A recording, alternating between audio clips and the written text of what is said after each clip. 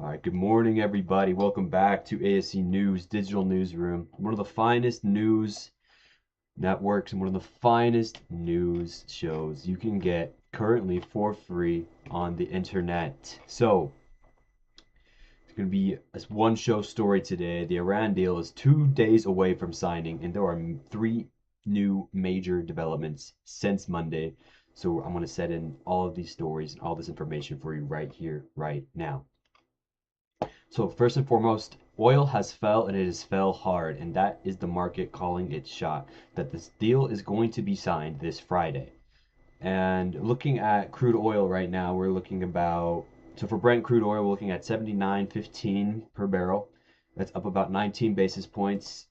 And then for WTI crude oil, which is the US benchmark future for oil, we're looking at 76.46, up 41 basis points. And even though these are up by a few basis points today, this is still the lowest it's been since a long time. It hasn't been this low since March. We have not seen oil prices this low since March. And oil has been dropping steadily since Monday's deal announcement. Markets are pricing in very high confidence, and that is the Friday signing happening. When this war started in February 28th, WTI was around 70 and it peaked above $120 at the worst of the conflict. And it dropped to around $80 on Monday on this deal announcement, and it has continued to fall since. But here's the important thing. Energy analysts they're saying right now is that oil is falling back towards pre-war levels is not going to mean that your gas prices are going to return immediately. And this is what I've been saying, and this is also similar to what I've been reporting as well. You aren't going to see these changes in your gas prices for quite some time, at least a month, like maybe a few months, because even the traffic through the Strait of Hormuz is not going to be moving super fast, just like immediately as soon as it opens. And then Trump also publicly rebuked Israeli Prime Minister Benjamin Netanyahu at the G7 summit, the Group of Seven summit yesterday. So at Ivan Lesban's on Tuesday, Trump said on camera that Netanyahu, quote, has much to be more responsible about Lebanon. And he called the Beirut strikes last weekend, quote, vicious and too much. And a Fox News reporter actually Trump told Netanyahu he had a lot of expletives and he had a lot to say to Netanyahu, and he was just on the phone asking, like, what are you doing? You're going to mess up this deal. And that's essentially, it's very important. And also reported by Axios is that Trump claimed that in the call he had helped, quote, keep Netanyahu out of jail, which is a reference to Netanyahu's corruption trial. And Israel's response is saying, troops are staying in Lebanon regardless, quote, Trump's agreement does not bind us. And inside Iran, hardliners are furious, and the new supreme leader has not spoken. So Iran's hardline Paidari Front staged protest rallies in Tehran and Mashhad over the weekend, chanting death threats against the chief negotiators, Iran's own foreign minister Araghchi, and Parliament Speaker Ghalibaf, who will sign the deal on Friday. They also called Araghchi an infiltrator and said that no deal is valid without the Supreme Leader Khamenei's approval. And the key detail here is that Iran's new Supreme Leader Mojtaba Khamenei has not publicly commented on the deal. His silence is the single biggest unknown right now. And experts will say that the deal will likely hold, but the hardliner angle is the pressure point to watch through Friday's signing. And now let's go deeper into this. So we're going to look at these oil prices right here. So as I previously mentioned, these oil prices are falling, they're plummeting on this optimism that this deal will be signed on Friday and the Strait of Hormuz is going to open. So if we will just we're going to take a look at this price right here. So we have Brent crude oil. It just jumped a tiny bit more from the last time I quoted the price. So as we can see, this right here, where I have hovered over March the 2nd of 2026, it closed at 81.40. And today, June 17th, Wednesday, we are at 79.19. This is the lowest it has been in months. 3 months to be, almost 3 months to be exact. Over 3 months to be exact. And if we come over here to WTI, the US oil future, we have 76.46 or 76.44. and the lowest, and we're steadily approaching our previous that same day, March the 2nd, 2026, which was 74.56. That's what it closed at. We are steadily approaching this price, which means the markets are very optimistic that this deal is going to get signed. And earlier at the G7 summit, a reporter asked President Donald Trump if about how he felt about the deal signing, and if well, the reporter jokingly asked, he was like, if this deal doesn't get signed, will you blame J.D. Vance, the vice president? And Donald Trump did actually say he said he wouldn't mind that idea, and he actually kind of liked it. So that's just a bit of funny information about that. And so these oil prices and what falling prices are actually going to mean for you is if we pull up the. So I'll just give you a little bit of a timeline. So Brent peaked over 120, like right here. I'm sorry, Brent.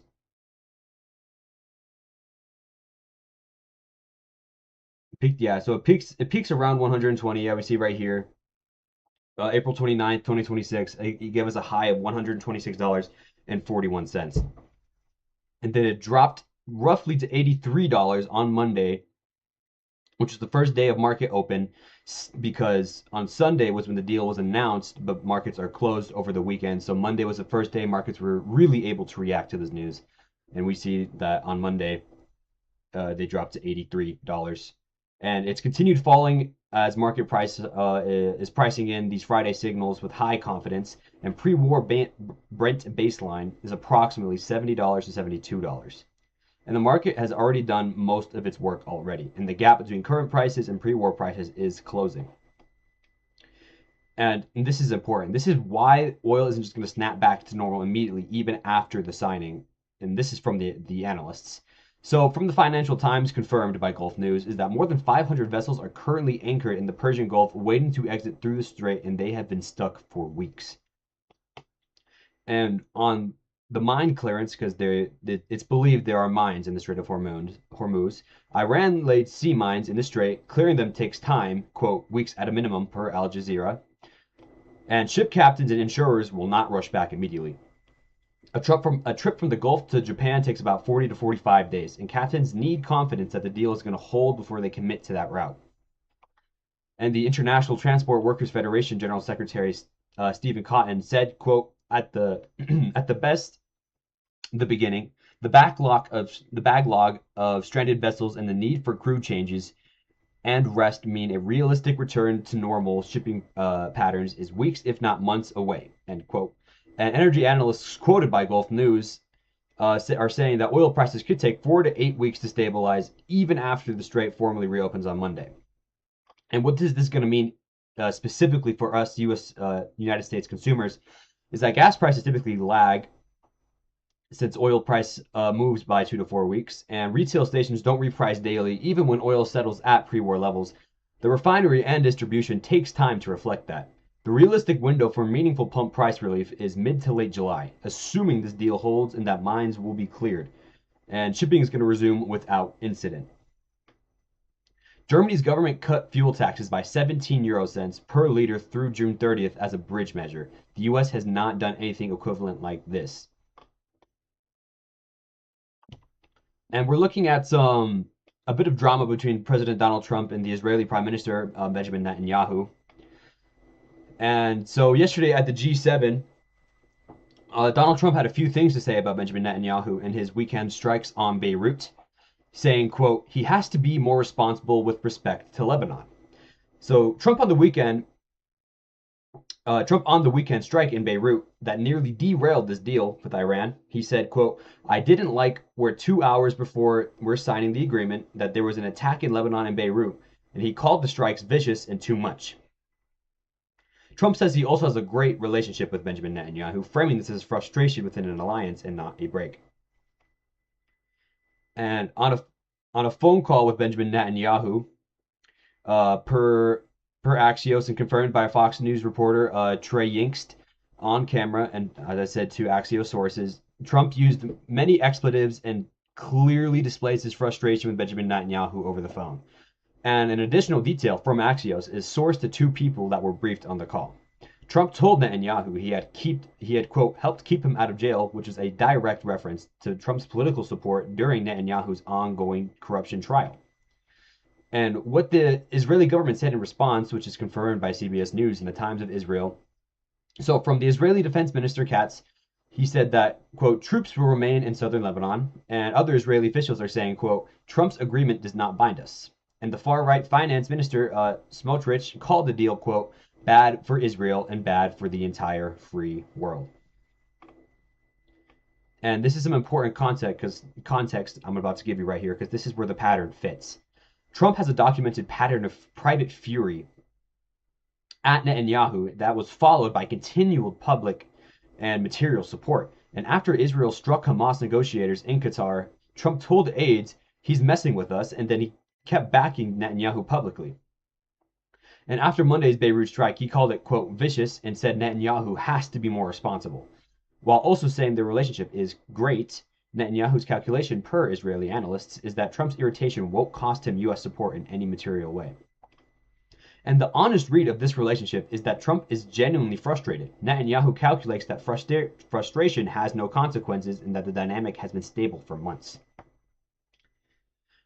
And the specific Lebanon problem for this deal is that Iran made Lebanon a precondition, and they want this deal to cover all fronts, including Lebanon.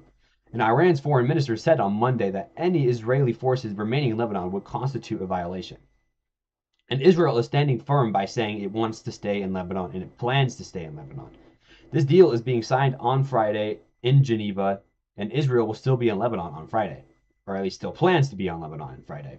And Iran has chosen to proceed anyways for now. And why is Iran proceeding despite Israel remaining in Lebanon? That's a very excellent question. And for that, and this is from the Iran International Expert Assessment, is, quote, the backlash is unlikely to derail a deal. The ruling elite sees it as essential to the regime's survival, end quote. And the pragmatist wing, including Galibaf, who will sign it, believes Iran cannot sustain an economic destruction of the war. The Lebanon issue is a complaint they formally registered, but they're still proceeding. So if we're looking inside of Iran, hardliner silence and this new supreme leader, Mojtaba Khamenei. So we're going to come back to our screen here. We're going to pull up this story. So Iran hardliners rage over U.S. deal. And this is the Iran International News. And so this third thread right here is the one getting the least coverage outside of specialized outlets. And it matters a lot for whether this deal is going to even survive its first 60 days. So if we're just looking at right here, Iran's hardliners have erupted against the U.S.-Iran MOU with death chants against chief negotiators Abbas Araghchi and M. Bagher Ghalibaf. But experts are saying the backlash is unlikely to derail a deal, and the ruling elite see that as essential to the regime's survival. And as we can see here, from their Instagram, we have this video, and we can very clearly see all these protesters here to protest some of these terms and some of these conditions that they're very unhappy with. And we can see them chanting, "The dishonorable Araghchi must be executed." So the people of Iran are not pleased at all, to say the very least. So the hardline Paidari Front, which sees itself as the guardian of a 1979 revolutionary value, they're saying that, and we see clearly that these staged protest rallies are happening in Tehran and Mashhad. Protesters chanted death threats against the foreign minister and the parliament speaker, the two men who negotiated and will sign this deal on Friday. Araghchi was called a quote infiltrator and the most serious acquisition in Iranian revolutionary politics. And protesters said that no agreement is valid without Supreme Leader Khamenei's explicit approval. And the Tasnim news agency dimension, and this is important, is that Tasnim is affiliated with the Revolutionary Guards, which is the IRGC. Earlier this year, Tasnim published an article arguing Iran should withdraw from the Nuclear Non-Proliferation Treaty entirely. That is the hardline position on nuclear policy. The IRGC's media arm was arguing that was arguing for the opposite direction from where the deal went. And the Supreme Leader question is the biggest unknown. Iran's previous Supreme Leader, Ali Khamenei, was killed during the February strikes, and his son, Mojtaba Khamenei, is the new Supreme Leader. And as of today, Mojtaba Khamenei has not publicly commented on this deal. His silence cuts both ways. It could mean that he's allowing the pragmatists to proceed, and it could mean he's withholding approval pending these nuclear terms. It could mean internal divisions are being managed carefully. And the Iranian constitution gives the Supreme Leader the ultimate authority. A deal signed by Ghalibaf without Supreme Leader endorsement has real legitimacy questions inside of Iran. And this is what the experts are saying from Iran International. Quote, the domestic battle over the MOU may ultimately prove just as consequential as the negotiations themselves, end quote. The key distinction that experts are trying to draw here is that the hardliner anger is about how to preserve the Islamic Republic, not whether to preserve it. The ruling pragmatists believe that this deal is very necessary for regime survival given the economic destruction of this war. The hardliners believe survival requires maintaining revolutionary principles, including resistance to the United States. And both camps are going to want the same thing, which is to keep the Islamic Republic alive. They disagree profoundly on what it requires, and Friday's signing will settle the immediate question. The 60-day nuclear talks are where the deeper disagreement is going to surface. And now I want to move forward and talk about what Vice President J.D. Vance is talking about gas prices. So Vice President J.D. Vance, who is going to sign this deal in Geneva on Friday, was asked this week about what he wanted to say to Americans who were facing high gas prices amid this Iran conflict. His two-word answer per the Daily Caller was, quote, tough luck. And the White House walked it back slightly, but Vance's framing reflects the administration's consistent position. The war was necessary. The economic cost was part of it, and the deal is the relief. The deal is the policy answer to the gas price question. Whether falling oil prices translate to pump relief by July is the follow-up. And this came from the Daily Caller, and you can find this article in the description down below. I always include source links in the description, and all the links you see in the description are what I use to compile my notes and find information for the stories we discuss every day. And what's also really important to discuss here is Supreme Leader Khamenei's silence and the funeral security gamble. So Iran's new Supreme Leader, Mojtaba Khamenei, has not appeared publicly since being named the leader following his father's death in February after the strikes. And his father, Ali Khamenei, was one of the most recognizable figures in Iranian politics for 35 years. The funeral itself was described as Iran's biggest security gamble, which is a massive public gathering at a time when the country was at war and facing potential strikes. The new Supreme Leader's invisibility is not unusual, and given the security environment, but his silence specifically on the deal is meaningful. The signing happens on Friday regardless. His endorsement or rejection of these nuclear terms over the next 60 days is going to be the signal you need to look out for. And when it comes to markets in the Federal Reserve, stocks have been pulling back since Monday's deal announcement surge, and this is normal profit taking, not a signal of deal doubt. And we can actually take a look at this right here.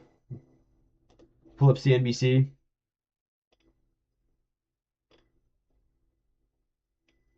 So we have the S&P 500 at 7,487.32 cents, down 30 basis points. The Nasdaq down 23 basis points. Dow Jones Industrial Average down 1 basis point. FTSE up, Nikkei up, Shanghai up, the DAX is up. Some of our biggest movers today, we have financial services, and applied materials, healthcare.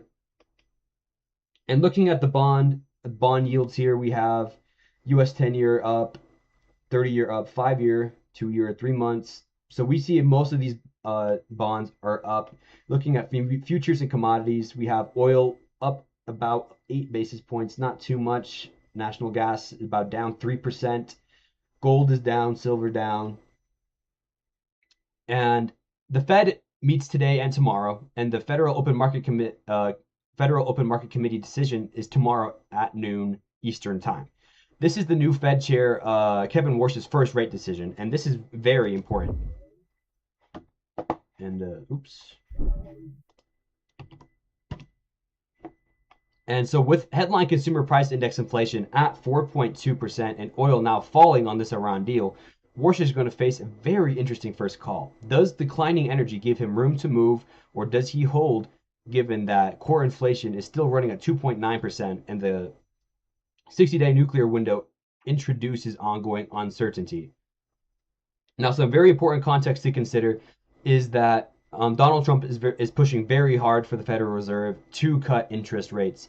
However, there's a lot of data right now that is not really making the case to cut interest rates.